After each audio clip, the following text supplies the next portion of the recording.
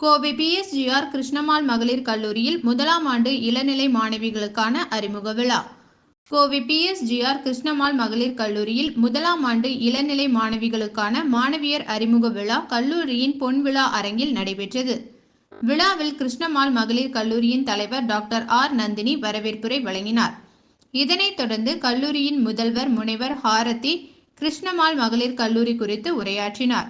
நிகழ்ச்சியில் சிறப்பு விருந்தினராக சாந்தி ஆசிரமத்தின் தலைவர் டாக்டர் கெஷவினோ அறம் கலந்து கொண்டு மாணவிகளிடையே உரையாற்றினார். இதேபோல முன்னாள் மாணவிகளான நடிகையும் பாடகி பாடலாசிரியருமான சாருமதி முரளிதரன், பொருளாதாரவியல் துறையை சேர்ந்த மாணவி பார்வதி பிள்ளை ஆகியோர் தங்களது கல்லூரி அனுபவங்களை பகிர்ந்து கொண்டனர். நிகழ்ச்சியின் இறுதியில் கிருஷ்ணம்மாள் மகளிர் கல்லூரியின் ஐக்யூஏசி ஒருங்கிணைப்பாளர் முனைவர் பால விஜயலட்சுமி நன்றியுரை வழங்கினார். விழாவில் மாணவியர்கள், பெற்றோர்கள், துறை தலைவர்கள், பேராசிரியைகள் உட்பட பலர் கலந்து கொண்டனர்.